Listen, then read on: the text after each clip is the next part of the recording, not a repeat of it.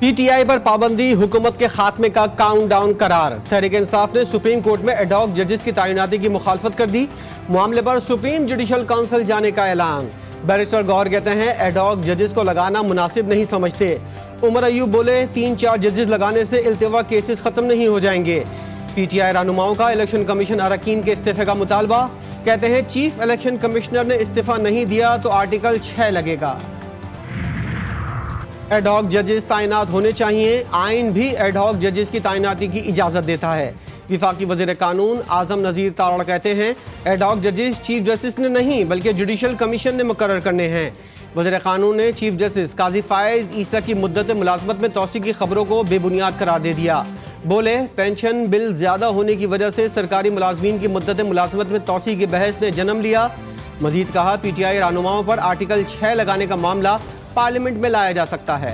पहली दफ़ा हम इस किस्म की बात सुन रहे हैं कि पाकिस्तान की सबसे बड़ी और सबसे मकबूल पार्टी को हम बैन कर देंगे, क्योंकि इनको पता है कि ये खुद जो है इलिजिटिमेट हैं, कोई लिजिटिमेसी इनकी नहीं है और ये ज़बरदस्ती बिठाए गए हैं। एडॉक जजेस की तैनाती ये कोई अच्छा फैसला नहीं। एडॉक जजेस की भर्ती से मुतालिक हमेशा वकला ने मजम्मत की है। इस वक्त जजेस की तादाद पूरी है। सुप्रीम कोर्ट में जजेस की तादाद कम हो तो एडॉक जजेस तैनात किए जाते हैं। सीनियर एडवोकेट हामिद खान ने एडॉक जजेस की तैनाती को गैर आइनी करार दिया। कहते हैं पहली मर्तबा सुन रहे हैं कि पाकिस्तान की सबसे बड़ी सियासी जमात पर पाबंदी लगा देंगे। ये हारी हुई फॉर्म 45 की हुकूमत है। बार में जब भी इस तरह की कोई बार के ऊपर और अदलिया के ऊपर जब भी इस किस्म का हमला और यलगार हुई है, हमेशा काला कोर्ट ने उसका तहफ़्फ़ुज़ किया है और यही हमारे कोड ऑफ कॉन्डक्ट में भी जो है हमें हमारा फरीज़ा मुतसव्वर किया जाता है काले कोर्ट का। अदलिया के ऊपर जब भी यलगार हुई काला कोर्ट मैदान में आया है।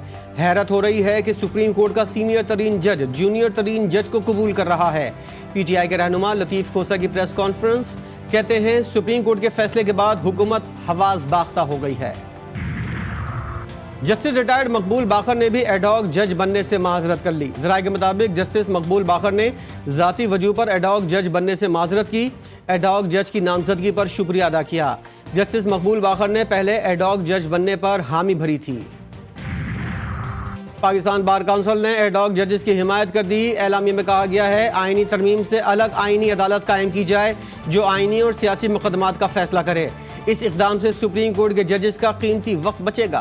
इलेक्शन कमीशन को फिलफौर मुस्ताफ़ी होना चाहिए।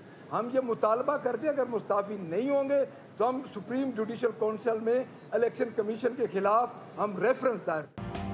अपोजिशन लीडर पंजाब असेंबली का चीफ इलेक्शन कमिश्नर से फौरी इस्तीफे का मुतालबा। अहमद खान बुछड़ कहते हैं चीफ इलेक्शन कमिश्नर अगर मुस्ताफ़ी नहीं होते तो सुप्रीम जुडिशल काउंसिल में रेफरेंस दायर करेंगे। सियासी बुनियादों पर तमाम कार्रवाइयाँ की जा रही हैं।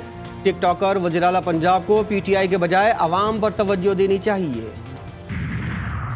12 मुकदमात में बानी पीटीआई का जिस्मानी रिमांड देने का फैसला। लाहौर हाई कोर्ट में चैलेंज। दरख्वास्त बैरिस्टर सलमान सफदर के जरिए दायर की गई। मौक़िफ़ इख्तियार किया गया कि एटीसी ने जिस्मानी रिमांड देते वक्त रिकॉर्ड का दुरुस्त जायज़ा नहीं लिया। कानून को भी मद्देनज़र नहीं रखा गया। जेल में कैदियों पुलिस पहले ही तफ्तीश कर चुकी है। बानी पीटीआई का वीडियो लिंक के जरिए अदालत में पेशी का नोटिफिकेशन चैलेंज। लाहौर में पंजाब हुकूमत सीसीपीओ लाहौर समेत दीगर को फरीक बनाया गया। बानी पीटीआई की 6 और बुशरा बीबी की एक मुकदमे में जमानत कबल अज़ गिरफ्तारी की दरख्वास्त। इस्लामाबाद की डिस्ट्रिक्ट एंड सेशन कोर्ट की सुप्रिटेंडेंट अडियाला जेल को बानी पीटीआई की वीडियो लिंक पर हाजिरी यकीनी बनाने की हिदायत। आइंदा समात पर दलाइल तलब। समात 30 जुलाई तक मुलतवी। 190 मिलियन पाउंड स्कैंडल में अहम पेशरफ। नैब की जानिब से ज़िमनी रेफरेंस दायर किए जाने का इम्कान। एग्जीक्यूटिव बोर्ड की मंजूरी के बाद रेफरेंस दायर किया जाएगा। बुशरा बीबी को भी मुल्जिम नामजद किया जाएगा। निजी सोसाइटी में छापे के दौरान हासिल शवाहिद भी रेफरेंस का हिस्सा बनाए जाएंगे। 190 मिलियन पाउंड रेफरेंस में साबिक प्रिंसिपल सेक्रेटरी आजम खान का रिकॉर्ड किया गया बयान सामने आ गया। आजम खान ने अपने बयान में कहा कि 190 मिलियन पाउंड से मुतल्लिक मामले को काबीना में पेश किया गया था। शहजाद अकबर ने बानी पीटीआई के नोट को काबीना में पेश करने का कहा था। मैं उस मामले को काबीना में लाने का हामी नहीं था। मुआहदे पर होने वाले दस्तखत राजदारी से मुतालिक थे। मुआहदे के साथ एक खुफिया तहरीर भी मौजूद थी जिसके मुतालिक बताया नहीं गया। अपोजिशन लीडर ने स्पीकर को तहरीक इस्तेकाक जमा करवा दी। उमर अयूब ने लिखा, हम बानी तहरीक इंसाफ को मिलने अडियाला जेल 4 जुलाई को गए। ASI ने हमें बताया कि हुक्म दूसरे लोगों से आया है। जब दूसरे लोगों के बारे में वजाहत करने को कहा तो बोला गया कि हमें समझना चाहिए। मुतालबा करते हैं कि मज़कूरा बाला सरकारी मुलाजमीन को इस्तेकाक कमेटी के सामने तलब किया जाए। एंटी करप्शन पुलिस ने MNA मौज़म जतोई की गिरफ्तारी जाहिर कर दी। मौज़म जतोई के खिलाफ थाना सदर मुजफ्फरगढ़ में मुकदमा दर्ज है। एंटी करप्शन पुलिस ने मौज़म जतोई को थाना सदर मुजफ्फरगढ़ के हवाले कर दिया। रुकन कौमी असम्बली को मुल्तान में उनकी रिहाइश गाह से गिरफ्तार किया गया था। सनम जावेद की गिरफ्तारी गैर कानूनी करार। इस्लामाबाद हाई कोर्ट ने रिहाई की दरख्वास्त निपटा दी। दौरान समाअत वकील मियां अली अशफाक की सनम जावेद की जानिब से नामुनासिब अल्फाज इस्तेमाल न करने की यकीन दहानी। मखसूस नशिस्तों से मुतल्लिक अदालती हुक्म पर अमल दरामद के लिए इलेक्शन कमीशन का इजलास बगैर नतीजा खत्म। मुशावरत कल भी जारी रखने का फैसला। इलेक्शन ट्रिब्यूनल्स के लिए रिटायर्ड जजेस को मुकर्रर करने के कानून के खिलाफ दरख्वास्त। लाहौर हाई कोर्ट ने फरीकैन को नोटिस जारी कर दिए, जवाब तलब। दरख्वास्त में इलेक्शन तरमीमी एक्ट 2024 को गैर कानूनी करार देने की इस्तदा। मौक़िफ़ इख्तियार किया गया कि एक सियासी जमात को टारगेट करने के लिए तरमीमी एक्ट मंजूर किया गया। विफाकी हुकूमत का 3 अहम तैनातियों से मुतल्लिक बड़ा फैसला। इंटेलिजेंस एजेंसियों से क्लियरेंस न होने के बाइस तैनातियों की समरी वापस ले ली। एजाज अहमद की बतौर चेयरमैन मतरूका वक्फ इमलाक बोर्ड तैनाती क्लियरेंस रिपोर्ट से मशरूत। जनूबी वज़ीरिस्तान की पहली यूनिवर्सिटी के रेक्टर की तैनाती की समरी भी वापस। डॉक्टर जमील अहमद चित्राली की रेक्टर पपिस्ट तैनाती क्लियरेंस रिपोर्ट से मशरूत कर दी गई। पावर सेक्टर के मसाइल है, ये जो बिजली का मसला है, ये आम सिर्फ बिजली नहीं आना, लोड शेडिंग होना और बिजली आना और बिल, ये इतना सादा मसला नहीं है। ये पाकिस्तान की सर्वाइवल का मसला है, ये पाकिस्तान की बका का मसला है, ये पाकिस्तान की सलामती का मसला है। मुल्क की सलामती को खतरा। पावर सेक्टर का मसला पाकिस्तान की बका का मसला बन गया। मुल्क में इमरजेंसी लगाकर इस मसले को हल किया जाए। MQM के रहनुमा मुस्तफ़ा कमाल कहते हैं, मुल्क में बिजली के बहरान के बायस 25% सनतें बंद हो चुकी हैं। पावर सेक्टर का जख्म मुल्क की मईशत को तबाह कर रहा है। लाहौर के इलाके शादरा टाउन पराचा कॉलोनी की 2 दिन से बिजली बंद। आवाम का लेस्को के खिलाफ एहतजाज। बिजली बंद होने से इलाके में पानी की भी किल्लत। कराची में हीट वेव। वकला ने काला कोट पहनने से 10 रोज के लिए इस्तिस्ना मांग लिया। कराची बार का सेशन जजेस को खत। वकील रहनुमा कहते हैं, जनरल हीट वेव में वकला के लिए काला कोट पहनना किसी चैलेंज से कम नहीं, काम करना मुश्किल हो चुका है।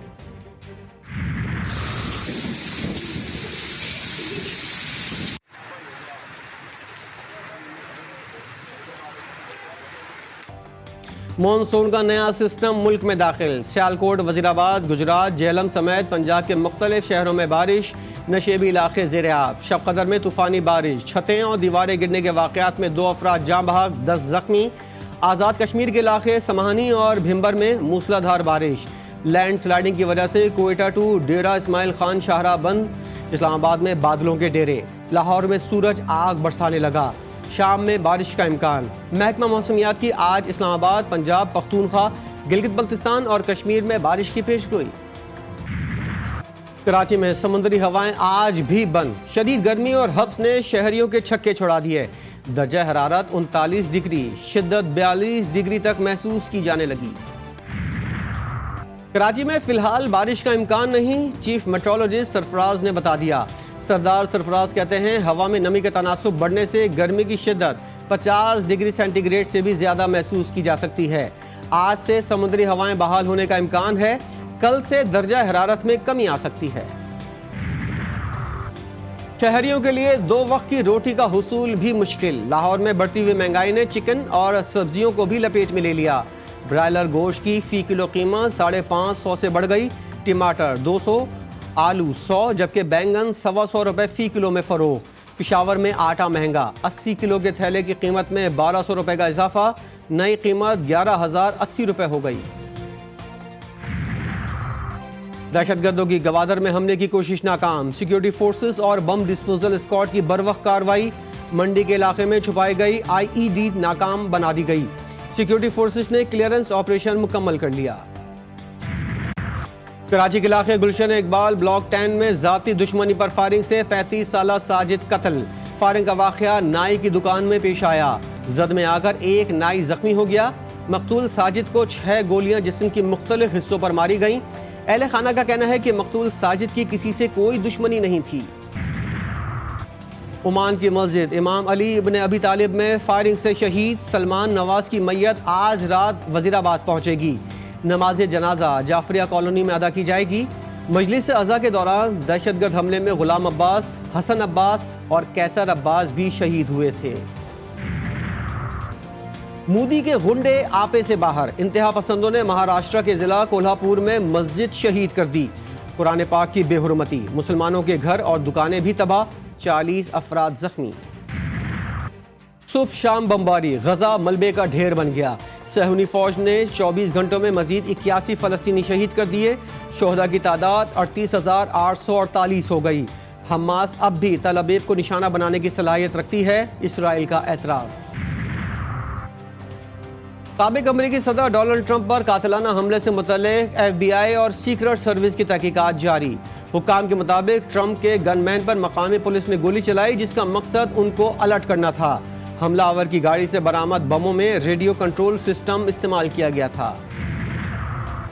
लिटिल स्टार अरहम बिन फर्रुख का बड़ा कारनामा। TTC open international table tennis tournament में गोल्ड मेडल हासिल कर लिया।